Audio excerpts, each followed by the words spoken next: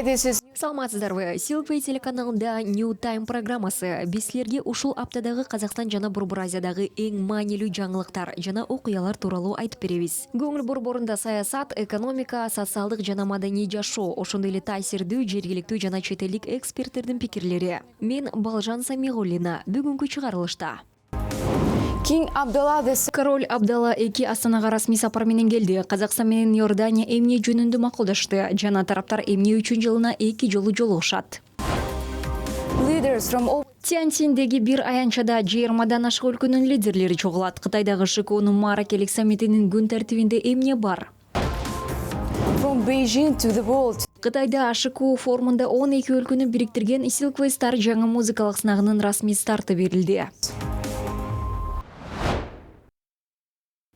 Let's start from the official agenda. Kazakhstan and Казакстан менен Иордания экономиканын жана энергетиканын негизги тармактарында кызматташтыкты бекемдеп жатышат. Король Абдалла IIнин Астанага болгон 2 күндүк расмий сапарынын жүрүшүндө өлкөлөр Иорданиядагы уран кендерин биргелешип өздөштүрүү боюнча макулдашышты. Казакстан ошондой эле экспортун көбөйтүүгө даяр экендигин билдирип, жылына жалпы наркы $250 миллион чейин жеткен 60ка чейин чийки эмес өнүм сунуштады. Мындан тышкары Алматы менен Аммандын ортосунда түз аба каттамдары пайда болушу мүмкүн. Эргали Рамазан уулунун репортажында. Amman could soon become a reality. Yergali Ramazanoglu reports. Касым-Жомарт Токаев Иорданиянын королу Абдалла IIни Астана аэропортуна жеке өзү тосуп алды. Көрүп турганыңыздай ардактуу конукту сый урмат менен тосуп алышты. Сапардын максаты Казакстандын президентинин бирдин айында Амманга болгон сапарында жетишилген макулдашууларды өнүктүрүү жана аларды конкреттүү мазмун менен толуктоо. The Kazakh president's trip to Amman back in February and translate them into concrete cooperation. Анда Казакстан менен Иордания мамлекет башчыларынын биргелешкен билдирүүсүн кабыл алып, 15 меморандумга жана башка документтерге кол коюшкан. Азыр мындай келишимдердин саны көбөйүп, өз ара сооданын жана инвестициянын узак мөөнөттүү өсүшү үчүн бекем негиз түзүлдү. Эң негизгиси өлкөлөрдү тынчтыкка берилгендик жана туруктуулукка умтулуу бириктирип турат. First of all, I would like to welcome you. Relations between Kazakhstan and Jordan Казакстан менен Иорданиянын ортосундагы мамилелер акыркы 30 жылдагы эң жаркын жана жемиштүү мезгилди баштан кечирүүдө. Казакстан сиздин өлкө менен өз ара пайдалуу өнүктөштүктү өнүктүрүүгө чоң маани берет. Ал биздин араб дүйнөсүндөгү убакыт сынагынан өткөн жана ишенимдүү өнүктөшүбүз болуп саналат. your country, which is our time-tested and reliable partner in the Arab world. Regionally and internationally, Биз Казакстандын тынчтыкты жана туруктуулукту илгерилетүүдөгү, ошондой эле жакынкы чыгыштагы чыңалууну азайтуудагы жана коопсуздукту калыбына келтирүүдөгү конструктивдүү ролу жогору баалайбыз. ability to the Middle East. Казакстан Борбор Азия менен жакынкы чыгыштын ортосундагы мультимодалдык транспорттук ташоолорду биргелешип өнүктүрүү мүмкүнчүлүктөрүнүн карап чыгууну сунуштады. Өз кезегинде Иордания саламаттыкты сактоо жана коргонуу өнөр жайын өнүктүрүү боюнча өз тажрыйбасы менен бөлүшүүнү сунуштады. Эки өлкөнүн ортосундагы укуктук база 15 жаңы келишим жана меморандум менен кеңейтилди. Анын ичинде Иорданиядагы уран чалгындоо боюнча дагы бар. До конца 26 года 2026 жылга чейин Иорданияда уранды казып алуу жана байытуу мүмкүнчүлүгүн баалуу үчүн өнөр жайлык изилдөөлөр жүргүзүлөт. Эгерде жыйынтыктар оң болсо, 2026 жылдын аягына чейин биргелешкен ишкана түзүлөт. 70% Казатомпромдун менчигинде, 30% Джамконун менчигинде болот. We have been working a lot on Биз бардык тармактарда мамилелерди бекемдөөчү келишимдерге кол коюу боюнча активдүү иш алып бардык. Анын сапары кызматташтыкты өнүктүрүүгө жана улуу даражалуу президенттин ушул жылдын бирдин айында Иорданияга болгон сапарынын жүрүшүндө жетишилген макулдашууларды ишке ашырууга жаңы дем берет. Жарым жылдын ичиндеги эки сапар Иордания менен Казакстандын ортосундагы мамилелердин канчалык бекем экенин көрсөтүп турат. Excellency, the President to Jordan in February this year. So 2 great visits in 6 months. That gives you a clue of how great the relations between Jordan and Kazakhstan is. Абдалла II Касым-Жомарт Токаевди өлкөлөр ортосундагы достукту жана кызматташтыкты бекемдөөгө кошкон зор жеке салымы үчүн королдуктун Аль-Нагда жогорку ордени менен сыйлады.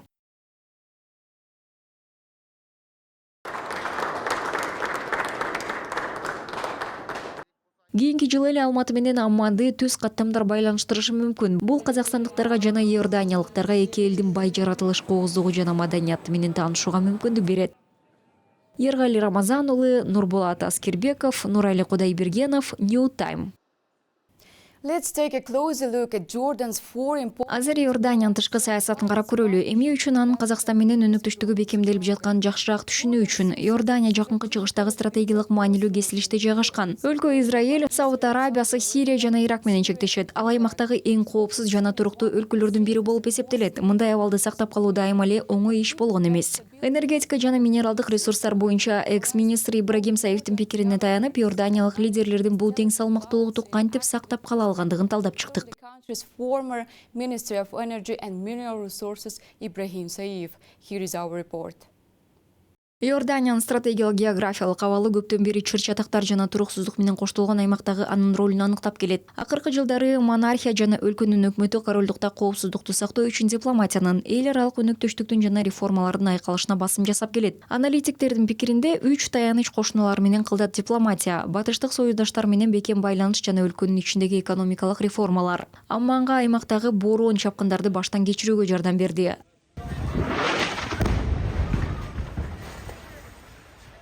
Алсак Иорданиянын туруктуулугунун негизги таянышы эл аралык масштабтагы колдоо. Жыл сайын АКШ, Германия, Франция, Улуу Британия, Сауд Арабиясы, Бириккен Араб Эмираттары жана Катардан экономикага жардам келип, бюджетти социалдык программаларды колдоп, миллиондогон качкындарга жардам берип турат. Серепчилердин айтымында, ансыз Иорданиянын экономикасы кыйынчылыкка туш болуп, жумушсуздуктун деңгээли жогору болмок. Ал ортодо Амманда дагы күнүмдүк турмуштун көрүнүштөрү ызычуу базарлар, жаңы долбоорлордун курулушу, армиянын кайгуулдары, шаар чек аранын сыртындагы күчөгөн чыңалууга карабастан жашап өнүгүп жатканын айгинелейт. Иорданиянын энергетика боюнча мурдагы министри Ибрагим Саев азыр бул стратегиялык глобалдык соода парадигмасынын өзгөрүшү шартында сыноого дуушар болуп жатканын белгилейт. Ал АКШ администрациясынын саясаты дүйнө жүзү боюнча соода агымдарын өзгөртүп жатканы тууралуу эскертет.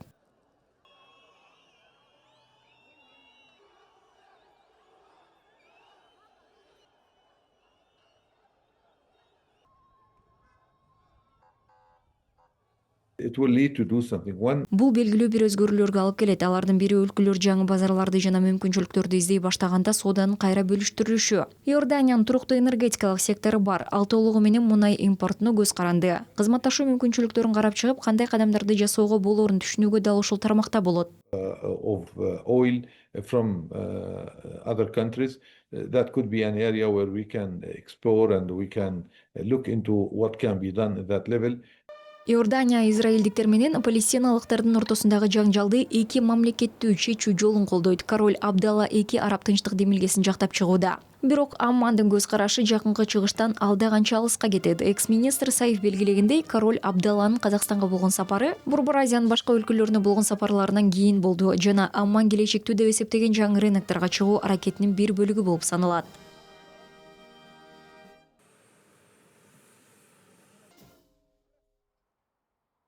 With the stability in both countries, Эки өлкөдөгү туруктуулукту жана Борбор Азиянын маанилүү геосаясий абалын, ошондой эле Иорданиянын коңшу өлкөлөргө, Сирияга, Иракка жана Сауд Арабиясына жеткиликтүүлүгүн эске алып, биз энергетика, айыл чарба комплекси, суу ресурстары, технологиялар жана фармацевтика тармактарындагы сунуштарды чогултуп, мүмкүнчүлүктөрдү аныкташыбыз керек деп эсептейм. Биз байланыш түзүп, өлкөлөр ортосундагы мамилелерди тыгыз интеграцияга жылдыра алабыз.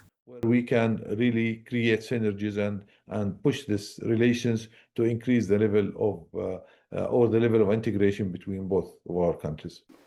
Соода жана инвестиция Иорданиянын стратегиясында негизги орун дейлейт. Эркин соода келишимдери жана эркин экономикалык аймактар экспорттун өсүшүнө жана каражаттарды тартууга өбөлгө түздү. Иордания ошондой эле глобалдык коопсуздукту камсыз кылууда маанилүү ролду ойнойт. Терроризмге каршы операциялардан баштап НАТОнун миссияларына катышууга чейин. Экономикалык реформалардын, дипломатиянын жана коопсуздукту сактоонун айкалышы Иорданиянын чет өлкөлөрдө ишенимдүү өнөктөш катары кадыр баркын жана өлкө ичинде туруктуулукту жаратты. Талдоочулардын пикиринде, Амман бул моделди өнүктүрүүгө умтулуп, бүткүл Борбордук Азия аймагы менен өз ара аракеттенүүдө.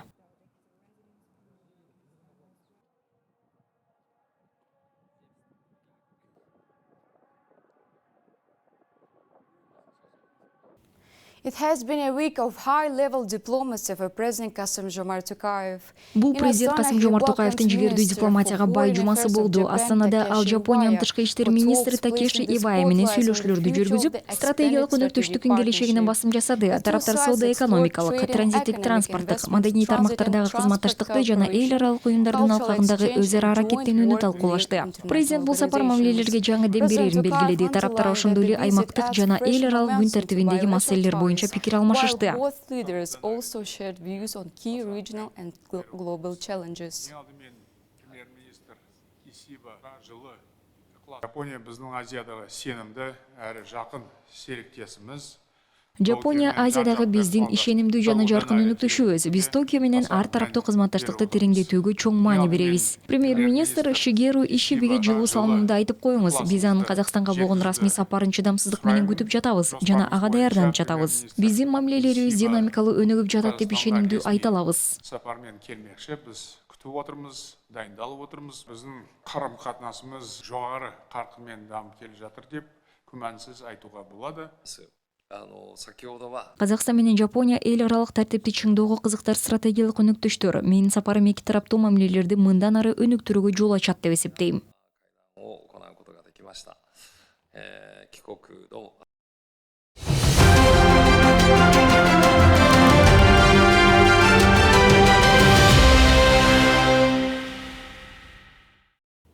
Leaders from more than 20 20дан ашык өлкөнүн лидерлери жана 10 эл аралык уюмдун башчылары Шанхай кызматташтык уюмунун саммитине катышуу үчүн Кытайдын Тяньцзинь шаарында чогулушат. Ал башоон айынын 31-нен аякоон айынын 1-ине чейин өтөт. Өткөн жылы ШКУга төрагалык кылып Бейжиң 100дөн ашык жолугушуу өткөрдү. Маракелик саммит тууралуу кененирээк кийинки репортаждан биле аласыздар. anniversary summit in the following report. Бүгүнкү күндө ШКУ 10 мүчө мамлекетти бириктирип дээрлиги 36 миллион чарчы километр аянты жана 3,4 миллиард адамды камтайт. ШКУ дүйнөлүк ички дүң өнүмүнүн болжол менен 4/1 жана дүйнөлүк сооданын 15%дан ашыгын түзөт. Бул көрсөткүчтөр өсүүдө. Кытай менен ШКУга мүчө мамлекеттердин ортосундагы сооданын көлөмү рекорддук көрсөткүчкө жетти. 2024-жылы ал 512 миллиард долларды түзүп, өткөн жылга салыштырмалуу 2,7% көп болду.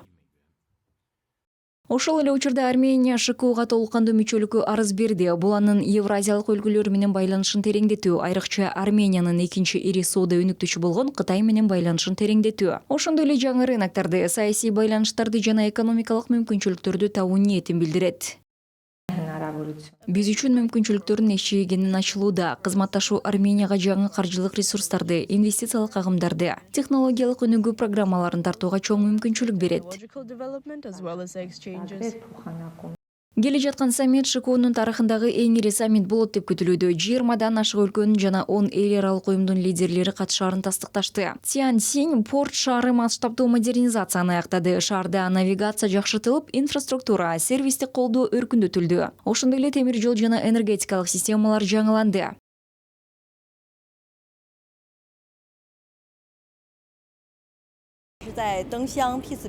Биз ШКУнун алдыдагы саммити тууралуу жарныктардагы жана постерлердеги жарык кутучаларга, станциялардагы жүргүнчүлөр үчүн маалымат системасынын экрандарына, вагондорго жайгаштырдык. Мындайлардын жалпы саны 15 миңден ашык. 63 негизги станцияда 40тан ашык тилде которуу үчүн жабдууларды орноттук.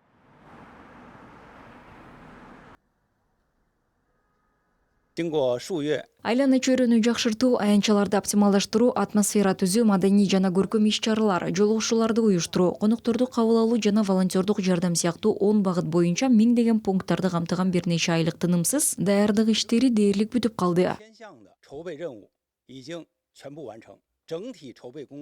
Саммиттин толук күн тартиби азырынча ачыктала элек болсо да, эки маанилүү документке Тяньцзинь декларациясына жана ШКУнун кийинки 10 жылдыкка өнүгүү стратегиясына кол коюлары күтүлүүдө. Алар чогуу уюмдун 2035-жылга чейинки узак мөөнөттүү күн тартибинин негизин түзөт. Ергали Рамазан уулу, New Time. Meanwhile, diplomacy with China also took center stage. Касым-Жомарт Токаевдин Кытайга боло турган сапарына жана анын ШКУ саммитине жана Тяньцзиньдеги ШКУ плюс жыйынына катышуусуна даярдык маселелери мамлекет башчысы менен КРдин Казакстандагы элчиси Хан Чунлиндин жолугушуусунда талкууланды. Казакстандын президенти өлкө Кытай менен стратегиялык өнөктөштүктү тереңдетүүгө артыкчылык берерин баса белгилеп, ШКУ саммити уюмдун тарыхында жаңы барагын ачып, аймактык кызматташтыктын өнүгүшүнө өбөлгө түзөрүнө ишеним билдирди. Өз кезегинде элчи иш-чаралар эки тараптуу мамилелерге жаңы динамика берерин белгиледи. Ошондой эле жолугушууда соода, инвестициялык дарамет жана маданий алмашуу маселелери талкууланды. To ensure the success of the events, noting they will inject fresh energy into bilateral ties. Trade, investment and culture exchange were also firmly on the table. President's diplomatic calendar is set to remain packed in China. Президенттин дипломатиялык графиги абдан жыш. Кытайда ШКОнун саммитине катышып элетин болбостон, Казакстан менен Кытайдын ортосундагы мамилелерди тереңдетүүгө багытталган жогорку деңгээлдеги сүйлөшүүлөрдү да өткөрөт. Бейжиңде президент Казакстан-Кытай ишкердик кеңешинин жыйынында сөз сүйлөйт. Ошондой эле Кытайдын эң ири компанияларынын жетекчилери менен жолугушат. Касым-Жомарт Токаев ардактуу конок катары 2-дүйнөлүк согуштагы жеңиштин 80 жылдыгына арналган эскерүү иш-чараларына катышат. Marking the 18th anniversary of victory in the Second World War as an honored guest.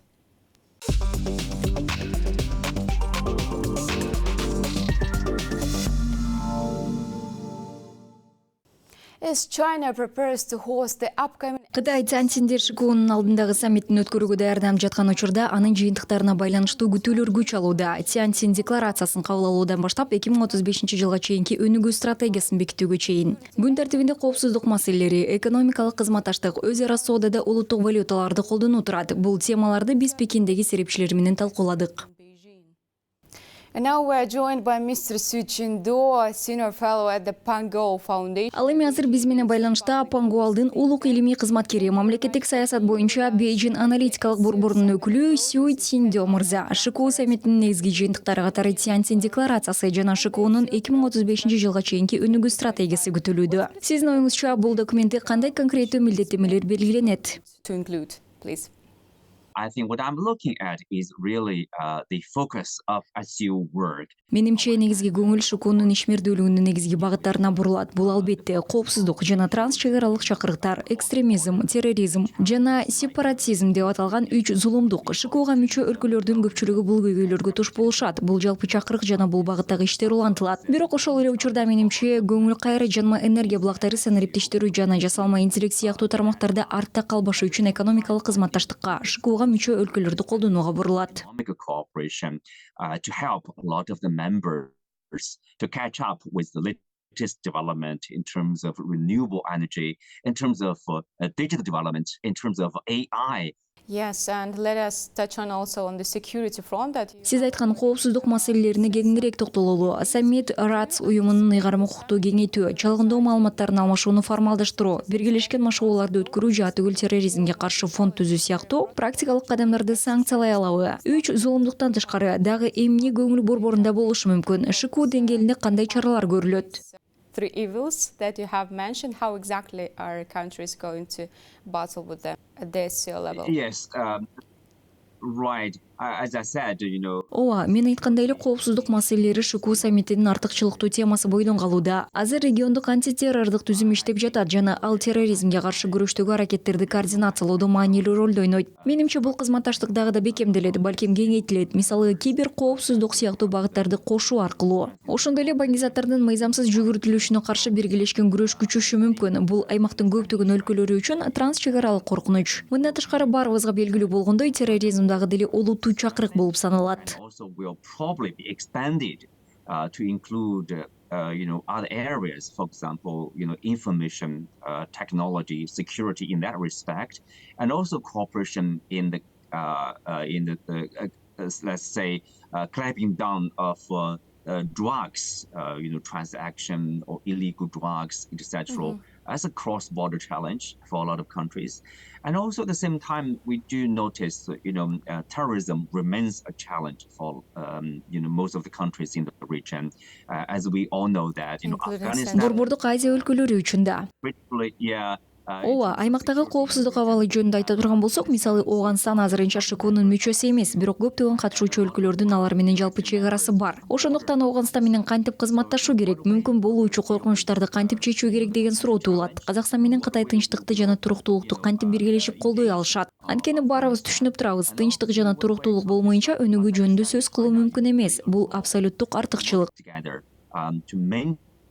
Peace and stability, because we all understand without peace and stability, there's no talk of development. How can we develop ourselves? So that's a number one priority. It remains a priority. Thank you Пикириңиз менен бөлүшкөнүңүз үчүн чоң рахмат. for your insights. Thank you for Чакырганыңызга рахмат.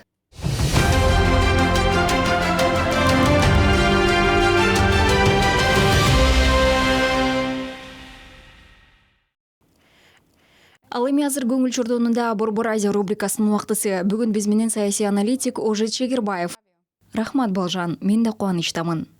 Оғанстан, Кытай, Пакистан коопсуздук жаатында кызматташууну кеңейтүү боюнча макулдашышты. Ошондой эле тараптар Оғанстанды Кытай, Пакистан экономикалык коридоруна кошуу боюнча келишимге келишти. Бул тууралуу эмне деп ойлойсуз? We read this, do you think?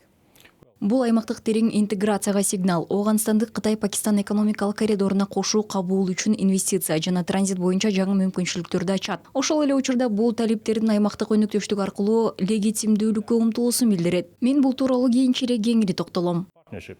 I'll touch on this in a more detail shortly. Макул Ожит, сөз сизге берилет. Рахмат Балжан, мендеги жуманын топ 5 жаңылыгы.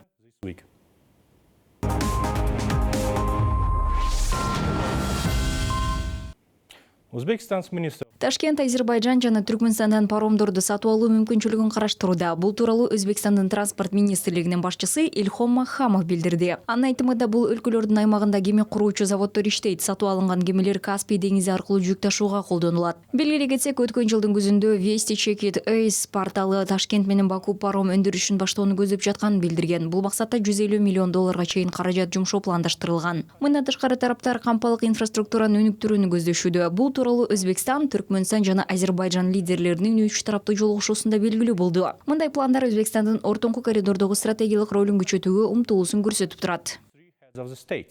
Such plans demonstrate an intention to actively develop Uzbekistan's own branch of the Middle Corridor, an issue that was also actively discussed during the summit.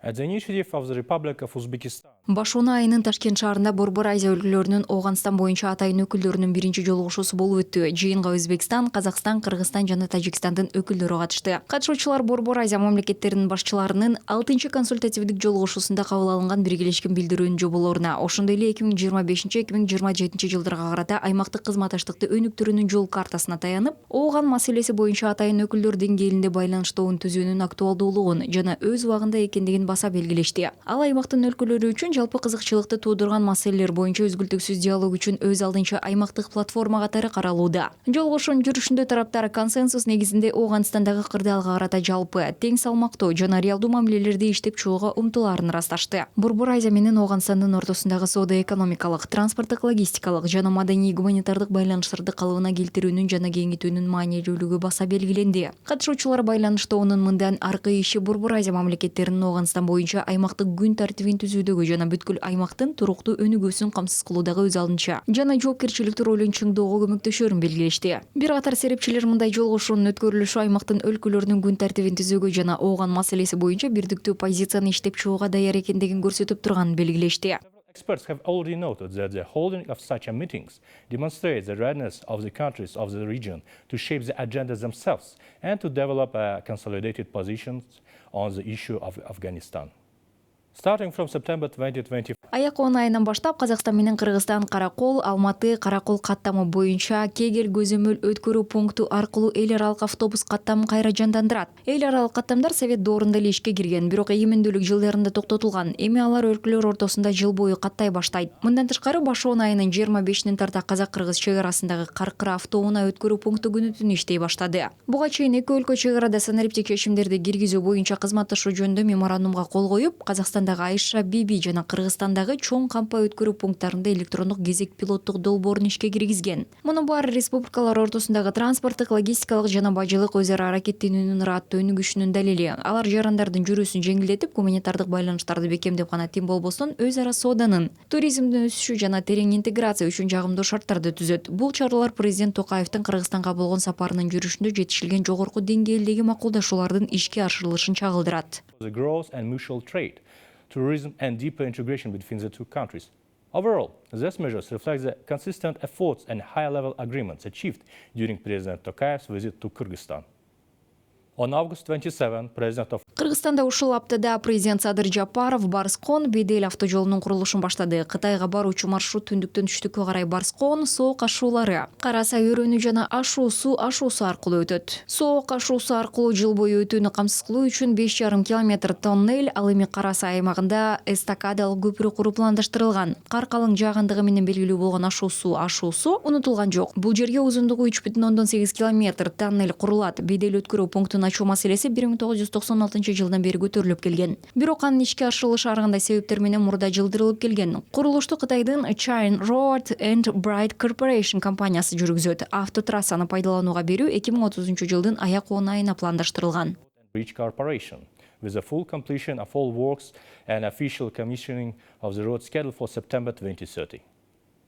Between August 31 and September Аяк айынын 31-бирине чейин Кытайдын Тяньцин шаарында ШИКУга мүчө мамлекеттердин башчыларынын кеңешинин жыйыны өтөт. Кытай тараптын билдирүүсүнө ылайык бул саммит уюмдун тарыхындагы эң ири саммит болот деп күтүлүүдө. Ага Борбор Азия өлкөлөрүнүн лидерлери жана 10 эл аралык уюмдун жетекчилери, анын ичинде 20дан ашуун мамлекет башчыларынын катышуусу ырасталды. Индиянын премьер-министри Нарендра Модинин катышуусу өзгөчө көңүл бурууда. Анткени бул анын акыркы 7 жылдагы Кытайга болгон биринчи сапары болуп саналат. Тяньцин декларациясына жана ШИКУнун 2035 жылга чейинки өнүгүү стратегиясына кол коюшу күтүлүүдө. Анда уюмдун жакынкы 10 жылдыкка карата узак мөөнөттүү максаттары жана ишмердүүлүгүнүн багыттары белгиленет. Күн тартибинде ошондой эле ШИКУнун белдем жана жол демилгеси менен кызматташуусун макулдашуу, транспорттук коридорлорду өнүктүрүү, ошондой эле санариптик экономика жаатында долбоорлорду ишке киргизүү маселелери бар. Жалпысынан алганда мындай көп тараптуу саммиттер аймактык кызматташтыктын платформасы катары гана эмес, эки тараптуу жолугушуулар жана актуалдуу маселелерди талкуулоо үчүн да маанилүү. Ошондуктан Нарендра Модинин сапарына ушунчалык көңүл бурулууда. Индия АКШ менен соода талаштары уланып жаткан шартта ШИКУнун алкагында экономикалык мүмкүнчүлүктөрүн кеңейтүүгө умтулат деп күтүлүүдө. Narendra Modi's visit is being closely watched as India is expected to seek expanded trade opportunities within the SCO framework against the backdrop of its ongoing tariff disputes with the United States. Менде бар болгон ушулар. Балжан, кайрадан кепти сизге берем. Рахмат ожет.